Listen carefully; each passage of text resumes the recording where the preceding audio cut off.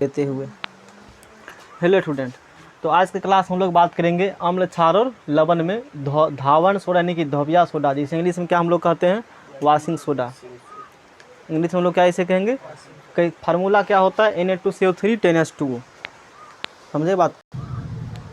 तो धावण सोडा या धोबिया soda, धावण soda इसे क्या कहते हैं, धोबिया सोडा, क्योंकि कपड़ा धोने में इसका इस्तेमाल किया जाता है ना, इसीलिए इसे कहा जाता है धावण सोडा।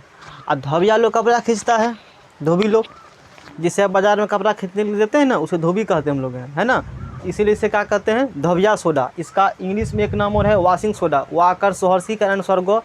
आपसे परीक्षा में ये दोनों नाम कभी भी पूछता है, परीक्षा में कैसा नाम पूछेगा, ये पूछेगा, कहेगा तू फार्मूला बताओ किसका, वाशिंग सोडा का। अब देखिए इंग्लिश भी पढ़ना पड़ेगा आपको, ऐसे लिख देगा, ये लिख दिया वाशिंग। समझे बात को, है तो इंग्लिश का ही वर्ड जी नहीं, किसका वर्ड है, तो ऐसे ही लिखा कहेगा, हम तो हिंदी में लिखे हैं और तुझे सर जी ये पढ़ा के भेजे हैं, वहाँ लिखा रहेगा वाशिंग सोडा, तू पढ़े ही नहीं हो, कैसे गलती करके आ जाओगे। इसलिए टेक्निकल टर्म्स का इंग्लिश ही पढ़िए आप, नहीं तो धोखा खा जाइएगा। हम टॉपिक पढ़ाते भी हैं। तो धावण सोडा या धोबिया सोडा या washing soda, formula Na2CO3 10H2। एक क्वेश्चन फिर फेंकेगा, आपकी बार फेंक चुका था 23 के एग्जामिनेशन में, कि वाशिंग सोडा के फार्मूला में कितना जल होता है, 7H2O, 2H2O, 5H2O, 10H2O था, क्वेश्चन में था। आंसर क्या देना है, 10H2O, गलती करना नहीं है। समझे बात को, कोई दिक्कत। तो Na2CO3 10H2O यानी कि 10 अनुरवा जल है, वाटर ऑफ क्रिस्टलाइजेशन है 10 मॉलिक्यूल। समझे ना बात को, तो 10 यहाँ पर है, ध्यान रखना एग्जामिनेशन के, ये इंपॉर्टेंट पॉइंट्स हम लोग का है ना, ये इंपॉर्टेंट पॉइंट्स है।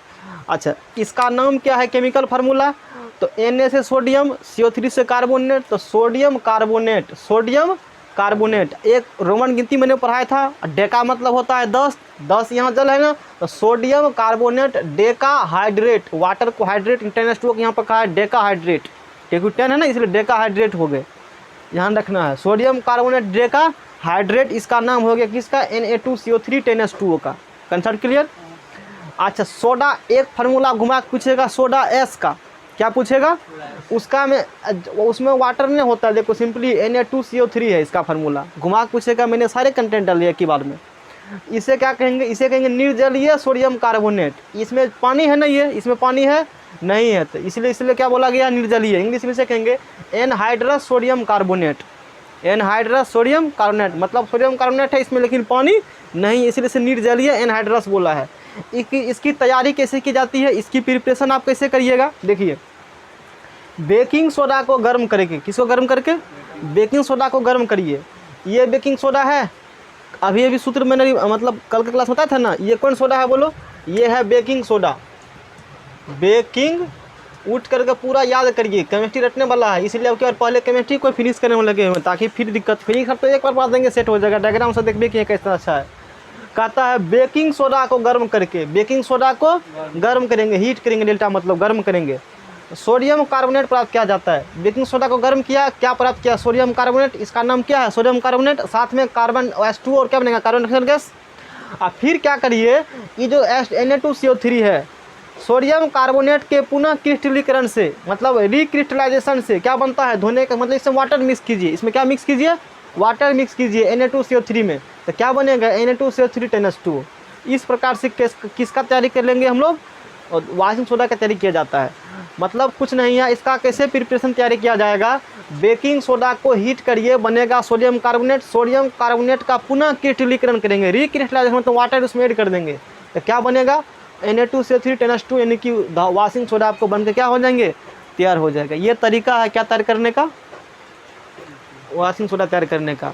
एग्जाम में पूछेगा क्वेश्चन कि सोडियम कार्बोनेट के डायरेक्ट पूछेगा कि कैसे तैयार किया जाता है, तू कहना वाशिंग सोडा की तैयारी सोडियम कार्बोनेट के पुनः क्रिस्टलीकरण से होता है, पुनः क्रिस्टलीकरण से होता है, जवाब कंप्लीट। ये लाइन एग्जाम में पूछता है, पुनः क्रिस्टलीकरण क्या होती है, ये लाइन एग्जाम में क्या होता है जी, पूछता, जला हुआ है, कोई बात नहीं है। तो हम लोग आगे बढ़ जाते हैं, क्लास ले लेंगे। देखिए आगे इतना तक समझ में आ गया। फिर है धावण सोडा के प्रयोग। धावण सोडा क्या है, तो अभी जो आपने धावण सोडा, धोबिया सोडा, वाशिंग सोडा, इसका इस्तेमाल आप कहाँ करते हैं, इसका प्रयोग कपड़ों को साफ़ करने में किया जाता है। किसको साफ़ करने में, कपड़ा साफ़ करते हैं ना, उसे साफ़ किया जाता है।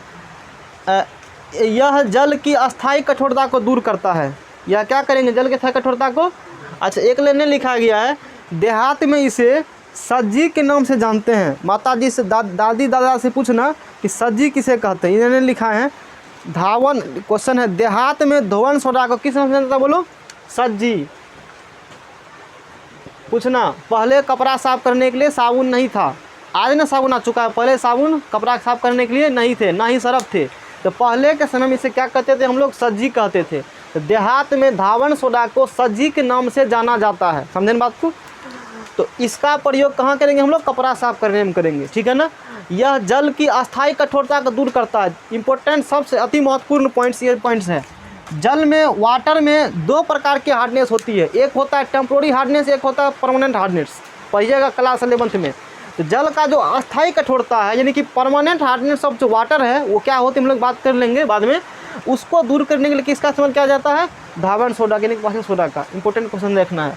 इसका प्रयोग कांच, साबुन एवं कागज बनाने में किया जाता है। ये सब बनाएगा तो उसमें इसका उपयोग करते हैं। और इसका प्रयोग बोरेक्स बनाने में किया जाता है। क्या बनाने में, बोरेक्स का फार्मूला क्या होता है, Na2B4O710H2। ये किसका फार्मूला है, बोरेक्स का फार्मूला है। तो बोरेक्स बनाने में इसका हम लोग क्या करते हैं, इस्तेमाल करते हैं। याद रखिएगा कि जल का स्थायी कठोरता दूर करने में किसका इस्तेमाल किया जाता है, धावन सोडा का। तो ये लाइन अति क्या है बताइए, ये लाइन अति महत्वपूर्ण है, नोट करिए सारे को, आगे फिर बताते हैं। चलिए, तो नेक्स्ट टॉपिक अपना लोग का क्या है बताइए, विरंजक चूर्ण। विरंजक चूर्ण को इंग्लिश में क्या कहते हैं, ब्लीचिंग पाउडर। तो बदरगी कलदरगी करके एग्जाम पूछेगा आपको फार्मूला, याद रखिएगा दोनों नाम, टेक्निकल नाम दोनों। तो विरंजक चूर्ण यानी कि ब्लीचिंग पाउडर, फार्मूला CaOCl2, ध्यान से CaOCl2, 2 क्लोरीन है ना, या CaOClCl ऐसे पढ़ेंगे, क्लोरीन 2 हो गया। तो ऐसे पढ़िए, ऐसे पढ़िए, इसका फार्मूला होगा किसका, ब्लीचिंग पाउडर का फार्मूला हो गया। Concept clear. इसका नाम, केमिकल नाम इसका क्या है, इसका नाम है कैल्शियम। ऑक्सीजन है तो ऑक्सी, और क्लोरीन है तो क्लोराइड, यानी कि calcium oxy chloride, calcium oxy chloride same है। या इसे कहते हैं कैल्शियम हाइपोक्लोराइट, कैल्शियम हाइपोक्लोराइट। एक होता है क्लोराइड, एक होता है क्लोराइट, क्लोराइड कहते हैं। यहाँ कहिएगा ऑक्सी क्लोराइड, तो हाइपोक्लोराइट, ध्यान रखिएगा, ये इसका नाम हो गया। एग्जाम में क्या पूछेगा, एग्जाम में पूछेगा इसका फार्मूला, तो आप ये कह दीजिएगा। डन। प्रिपरेशन कैसे किया जाता है, शुष्क बुझे हुए चूने पर, बुझे हुए चूने का फार्मूला, ड्राइड सेलेक्ट लाइम का फार्मूला CaOH2 चर्चा हो चुका है ना। तो शुष्क बुझे हुए चूने पर, शुष्क मतलब ड्राई, मतलब पानी उसमें नहीं है। शुष्क बुझे हुए चूने पर 40 डिग्री पर, कितना डिग्री पर, 40 डिग्री पर कौन गैस पर फॉलो करवाएंगे, उससे प्रभावित करवाएंगे, क्लोरीन गैस प्रवाहित करने से क्या बनेगा, विरंजक चूर्ण बनेगा। शुष्क बुझे हुए चूने पर 40 डिग्री टेम्परेचर पर क्लोरीन गैस पास करने से विरंजक चूर्ण बना। क्या बना जी, विरंजक चूर्ण 7 वाट, यानी कि CaOH2 + Cl2 eight 40 degree Celsius बनेगा CaOCl2 + H2O। ये प्रकार से प्रिपरेशन किया जाते हैं। उसके बाद है विरंजक चूर्ण का प्रयोग कहाँ किया जाता है, विरंजक चूर्ण का कैसे बोलिए, प्रयोग। इसका प्रयोग कपड़ों पर ब्लीच करने में किया जाता है। ब्लीच मतलब कलर चेंज करना, क्या चेंज करना, कलर को चेंज करना। इसका प्रयोग कपड़ों पर ब्लीच करने में किया जाता है। डायरेक्ट लिखिए याद, लॉन्ड्री में कपड़ों के विरंजन में, लॉन्ड्री मतलब जो साफ पड़ता पढ़ेंगे आप लोग, तो लॉन्ड्री में कपड़ों किसमें, विरंजन में इसका प्रयोग किया जाता है ब्लीचिंग पाउडर का, क्योंकि इसे विरंजक चूर्ण भी कहते हैं, इसीलिए विरंजन ने बोल दिया। ब्लीच मतलब क्या होता है, कलर को चेंज करना, ध्यान रखिएगा।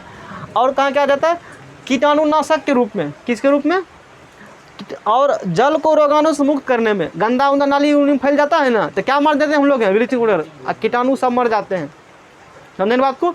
तो कीटाणुनाशक रूप में इसका इस्तेमाल किया जाता है, जल को रोगाणु से मुक्त करने में। उसी बात मैंने लिखा दरबे से।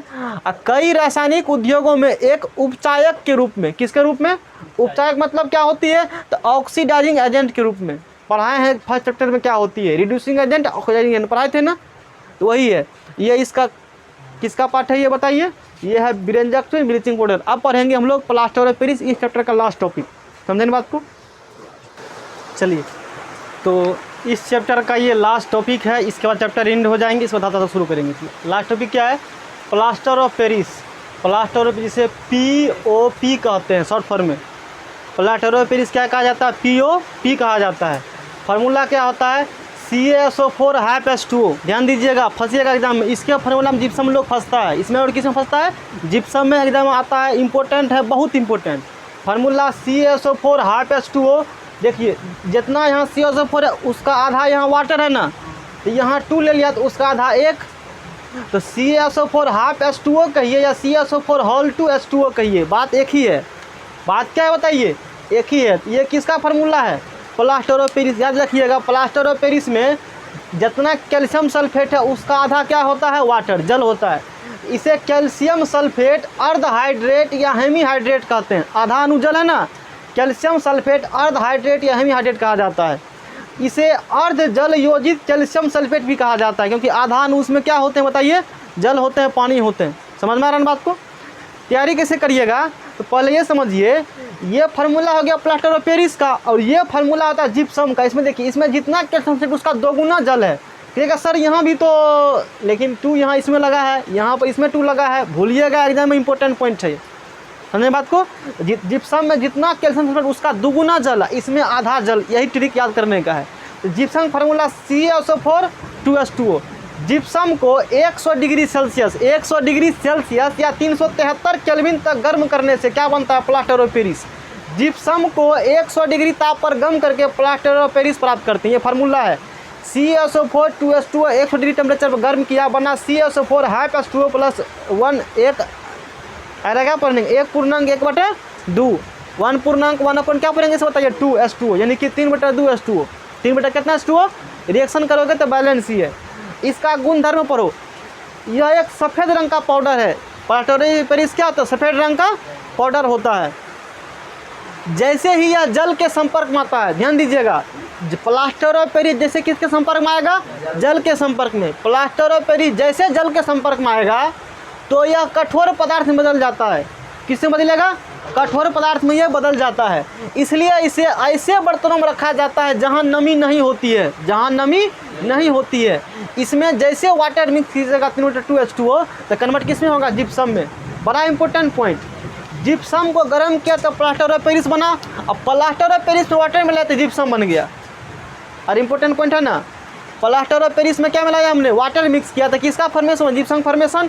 CaSO4 half 1/2 H2O plus 3/2 H2O बनेगा CaSO4 2H2O। Concept clear.